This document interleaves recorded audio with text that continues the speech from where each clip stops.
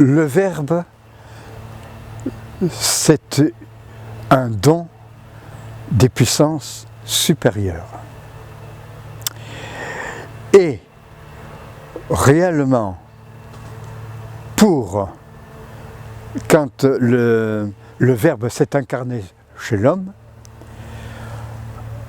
le Verbe peut s'incarner dans la formation de la création. Et il peut également s'incarner dans le mal. Alors, dans le bien, ce sont les grands mystiques et les grands saints. Quand ils mettaient le Verbe, c'était un verbe créateur. Tandis que dans le mal, c'est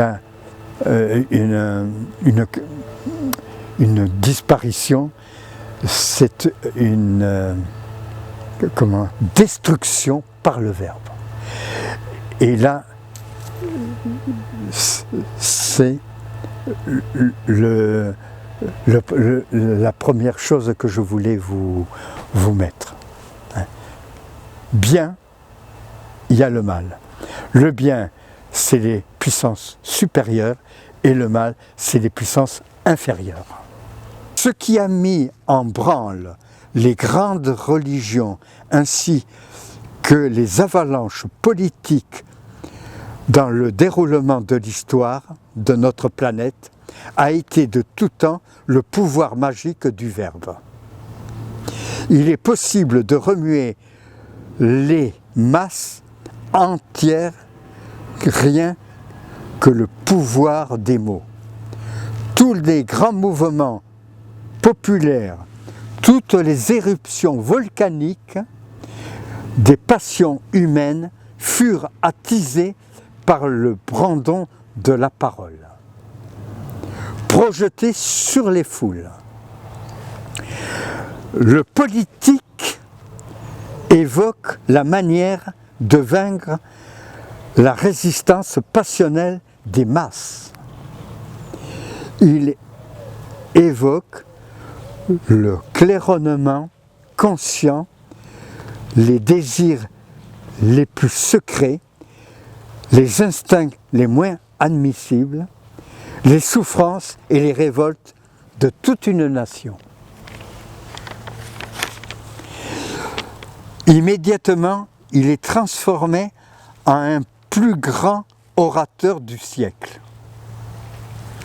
Les mots jaillissent comme une flèche qui fait mouche, met à vif les blessures les plus secrètes. Littéralement, libère l'inconscient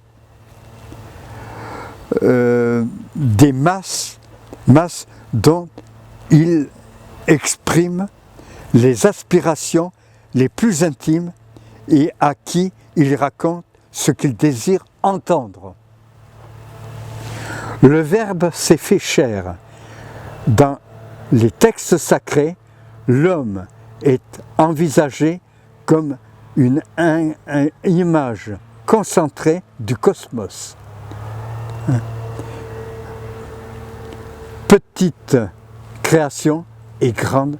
Le microcosme, c'est la petite création. Et le macrocosme, c'est la grande création. C'est l'univers.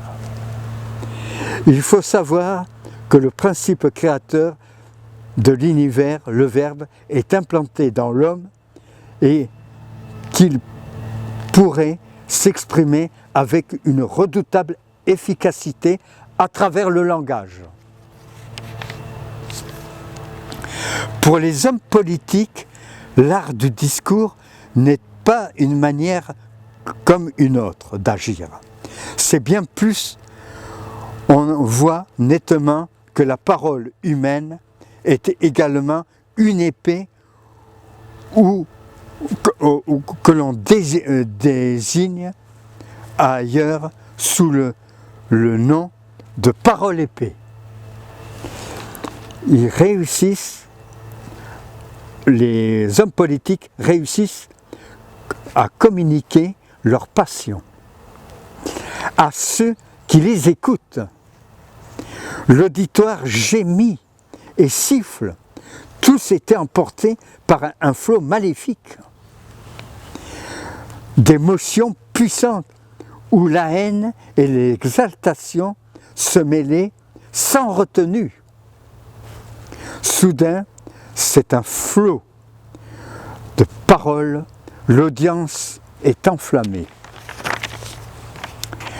Le principe créateur de l'univers, le Verbe était implanté dans l'homme, je le répète encore un peu,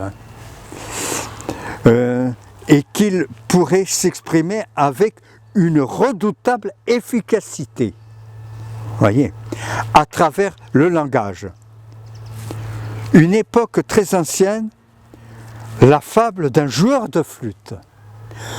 Pour ce jeu venger, il avait été humilié par la foule.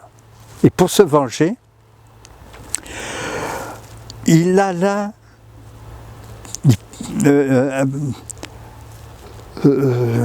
par la flûte qui parle, un chasseur de rats, c'est lui, qui se prit en colère contre la population de la ville. C'est le marchand de flûte, Hamelin.